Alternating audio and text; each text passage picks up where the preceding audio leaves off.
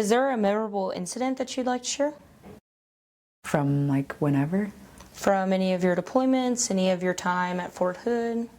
There's a lot of memorable incidents, moments. I mean, I met my husband. There we go. That's a big one. When I think back at it, when I think back on it, no matter how much it bothered me that I was away from my family, or that I was having to do the soldier thing even when I didn't want to do the soldier thing, I don't regret it because I met my husband. Not at Fort Hood. I actually met him on a training exercise. We were in the same unit. I met him at a training exercise. He was in 1227 aviation. He was an Apache pilot. I met him at a training exercise in Louisiana. Didn't really see him much again until we got to Iraq. And then we were in Iraq for a while, and then I started seeing him again in some of the briefings. Through time, eventually he's my husband. I have 3 children with him. So I would never say I regret anything. I would never say I regret joining the Army or being in 1st Cav or anything like that, because it changed my life profoundly. Like, I am where I am right now with the family that I have right now.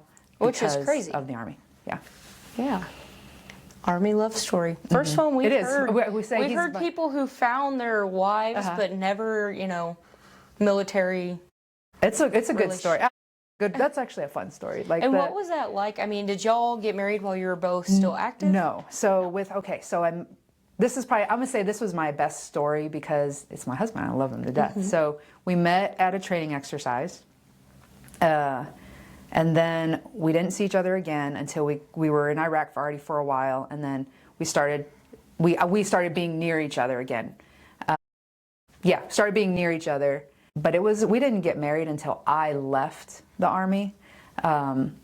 We had talked about it, but 2 people in the Army is a really hard thing. And I was already planning on leaving the Army because I was ready to go to school and, take the next step in my life. So after I left the Army, we got married about a year later. Yeah. Wow. And so with him, you were able to understand everything, all the commitments he had. Yeah, for sure. And he was a pilot, so he was on a long-term road to stay. He had already been in the Army for probably about 14 years by the time we met. He was already on track to retire, so he ended up retiring in 2015. Nice. Yeah. That's a really cool story. Did you form any other friendships during that time? Yeah, I had a lot of friendships with other soldiers. Nice.